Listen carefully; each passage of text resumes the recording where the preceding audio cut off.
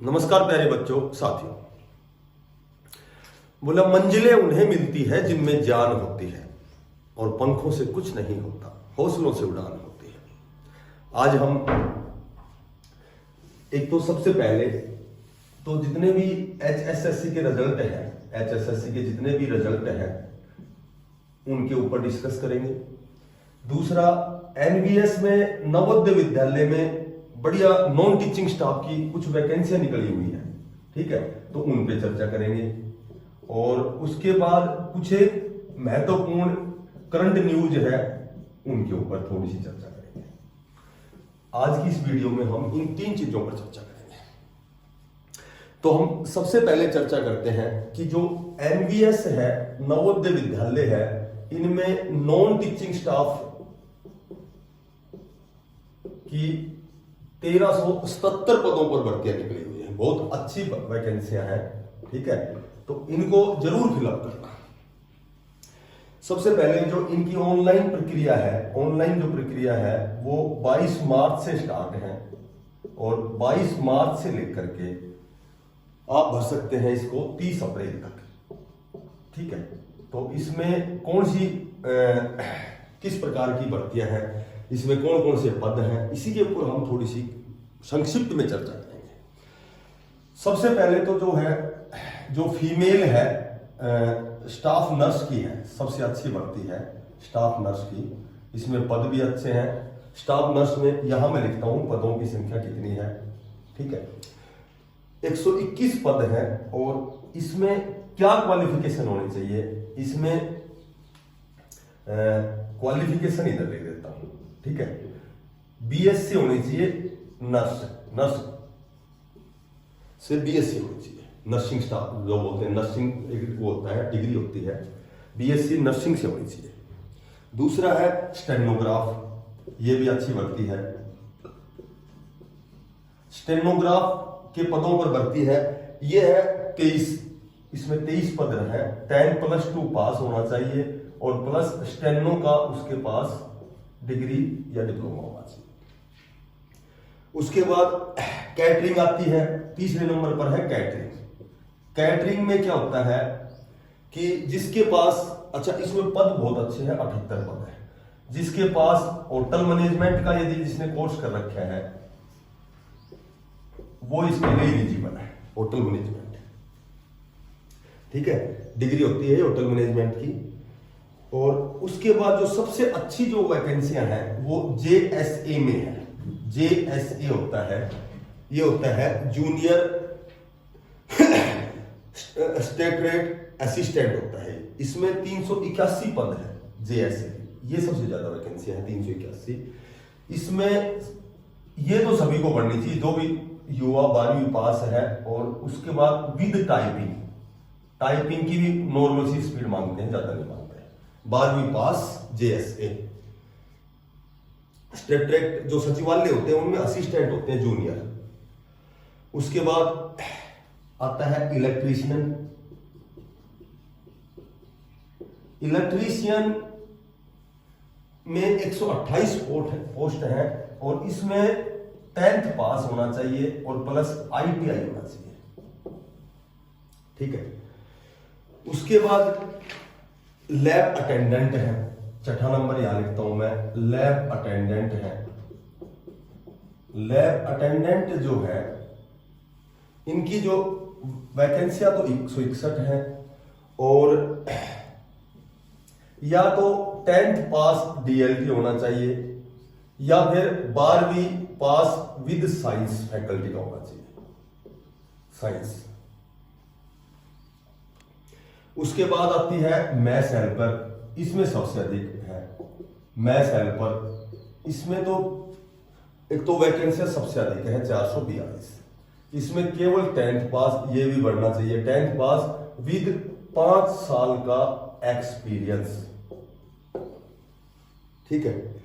और सबसे लास्ट है MTS, ठीक है, मल्टीटास्किंग की है। ये है मात्र 19 वैकेंसियां, पर ये सिंपल 10th पास होना चाहिए। तो एक तो जो भी नवोदय विद्यालय में नॉन टीचिंग स्टाफ की जो वैकेंसियां हैं, तो इनमें ये सारे पद आपके लिए उपयोगी है। ये फीमेल की है, लड़कियों के 121 पद हैं, स्टेनोग्राफ है, कैटरिंग है, जेएससी सबसे बेस्ट है तो जेएससी है, ठीक है।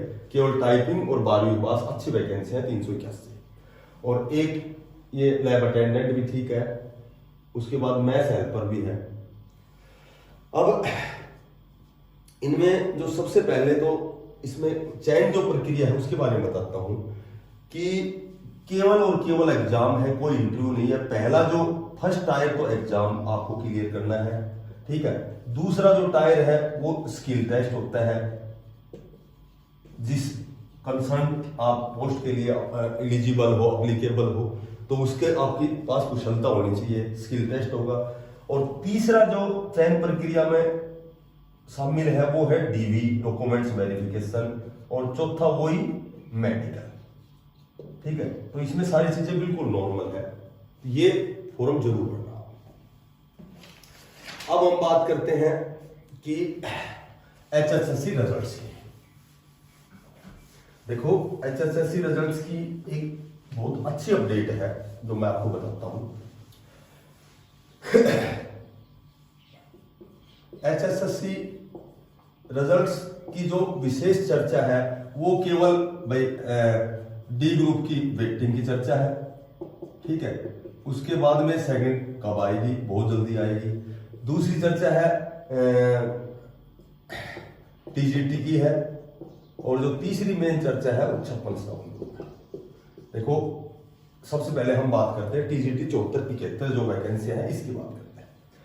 इसमें केवल 2 केस है कोर्ट में तो नहीं कह सकते हम, लेकिन इसके परिणाम में जो रुकावट है, बाधा है, एक तो 4 नंबर मिलेंगे एक्सपीरियंस के, एक तो ये है, और दूसरा है भाई 5 मार्क्स जो सोशियो इकोनॉमिक के हैं।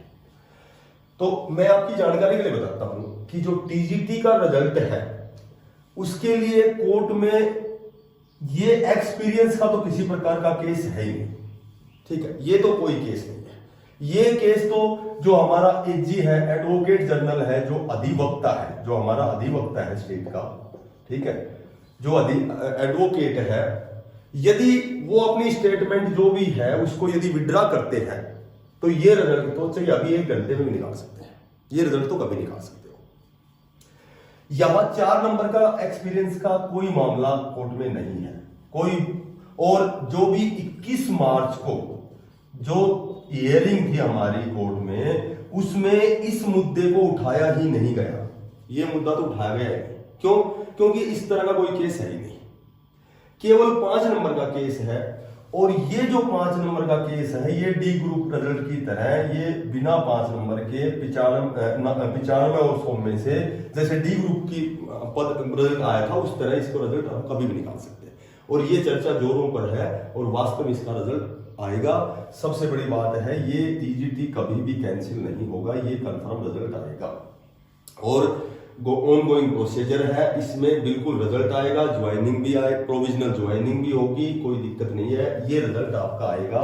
4 नंबर का कोई मामला कोर्ट में नहीं है, केवल और केवल एडवोकेट साहब को, जो हमारे अधिवक्ता है, उनको अपने स्टेटमेंट को विड्रॉ करना पड़ेगा। बगैर बात का जो भी पेज फंसा हुआ है उसके लिए विड्रॉ करते ही ये रिजल्ट में भी इसकी पॉसिबिलिटी बहुत अधिक होती है। और 5 नंबर का जो मामला है ये मैं आपको बताता हूं कि 5 नंबर का जो मामला है ये मामला कहां से अटका हुआ है। ये जो सीईटी प्री हुआ था वहां बच्चों ने 4 गुना में वो 5 नंबर लेकर के मेन एग्जाम दिया था। ये केवल और कितनी भी बातें घुमाओ, ये एक ही मामला है कि यदि 5 नंबर कैंसिल होते हैं, यदि 5 नंबर, और बता देता हूं कि जो भी कोर्ट का जो फैसला है वो वर्तमान में रिजर्व है। अब वो किसी तारीख का मोहताज नहीं है, उसमें हियरिंग, अगली हियरिंग की कोई उसका इंतजार नहीं किया जाएगा। ये रिजर्व जो फैसला होता है वो कोर्ट जज के हाथ में है, वो जब चाहे उसका फैसला सुना सकता है। वो आज, कल, परसों, 5 दिन, 10 दिन, उसका मैक्सिमम समय 90 दिन होता है, ठीक है। उससे पहले वो कभी भी आ सकता है। वो बाध्य नहीं है, ये फैसला किसी का मोहताज नहीं है कि अगली हियरिंग में क्या, जो भी किसकी 4 अप्रैल है, कितनी है, 4 अप्रैल जो डेट है उस पर ही फैसला इस प्रभावित नहीं करता है। ये फैसला कभी भी आ सकता है। रिजर्व जो फैसला होता है उसका परिणाम कभी भी आ सकता है। तो मोटी बात यह है कि जब उसका फैसला 5 नंबर का फैसला हमारे हाथ में ही नहीं है, वो रिजर्व फैसला कभी भी आ सकता है। तो यही बात जोर शोर से है कि क्यों ना इसका रिजल्ट ही निकाल दिया जाए 95 में से। इस 4 नंबर का जो एक्सपीरियंस का मामला है इस पर कोई केस नहीं है, ये अपने हिसाब से सॉर्ट आउट हो सकता है। ठीक है, तो मोटी बात यह है कि आपको बहुत जल्दी टीजीटी का रिजल्ट देखने को मिल सकता है।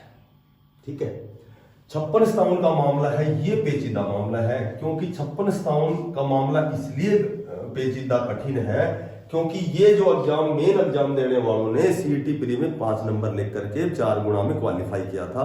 इसलिए अगर 5 नंबर पे फैसला होता है कि 5 नंबर नहीं मिलेंगे तो ये तय बात है कि 56 कैंसिल हो सकता है, क्योंकि ये मामला वहां आ जाएगा कि जब यहां 5 नंबर नहीं मिल रहे तो वहां जो सीईटी प्री में 5 नंबर लेकर मेन में इन्होंने क्वालिफाई किया था, मेन एग्जाम इन्होंने दिया था, तो वो 5 नंबर पहले क्यों दिए गए और अब क्यों कैंसिल हुए। तो यहां ये मामला अटका हुआ है। पूरी भर्ती एचएसएससी की सारी भर्ती केवल और केवल एक बात पर अटकी हुई है कि सीईटी प्री में यदि 5 नंबर मिले हैं तो अब क्यों नहीं मिलते। ठीक है, तो इसका एक ही फैसला है, एक ही निचोड़ है कि 5 नंबर 5 मार्क्स सभी भर्तियों को बचाने के लिए, सभी भर्तियों का परिणाम घोषित करने के लिए 5 मार्क्स देने पड़ेंगे। बस पूरा सिस्टम यही अटक रहा है। डी ग्रुप की वेटिंग लिस्ट मैंने बताई थी कि 7 से 8 हजार बच्चों की वेटिंग आएगी, कंफर्म आएगी, लेकिन उस वेटिंग में क्या होता है कि मैक्सिमम 3 रिमाइंडर होते हैं। जब तक वो 3 रिमाइंडर नहीं दिए जाते, क्योंकि बच्चों ने 5 से 6 हजार बच्चों ने ही ज्वाइन किया है, तो बाकी जो 11,000 में से जितने बच्चों ने ज्वाइन नहीं किया तो उन बच्चों को हम वैकेंट नहीं दिखा सकते, उनको रद्द नहीं कर सकते जब तक सरकारी नियमानुसार 3 अनुस्मारक दिए जाएंगे। ठीक है, ये चाहे तो सरकार 2 दे सकती, 2 रिमाइंडर, बाकी 3 होता है नियम कि 15 से 20 दिन के लिए एक रिमाइंडर दो, आप ज्वाइन क्यों नहीं कर रहे। ठीक है, 15 दिन बाद में फिर दो, आप ज्वाइन क्यों नहीं करते। तो 3 रिमाइंडर के बाद ही वेटिंग लिस्ट आएगी, और वो रिजल्ट आए हुए कितने दिन हो गए, रिमाइंडर दिए हुए कितने दिन हो गए, इस बात पर निर्भर करता है। उसके बाद सेकंड लिस्ट आएगी। अभी सेकंड लिस्ट आएगी तो केवल एक ही सेकंड लिस्ट आ सकती है कि 11,000 तो रिजल्ट निकाला था, 13,600 थे, यानी कि ये जो 2600 कैंडिडेट हैं इनकी ही वेटिंग लिस्ट आ सकती है। यदि बड़ी लिस्ट आएगी तो ये 3 रिमाइंडर के बाद आएगी, और अगर 2600 की आएगी, ठीक है, 2600 की आएगी तो चलिए आज आ जाओ, चिक्का आ जाओ। और उसके बाद में कुछ एक करंट न्यूज है।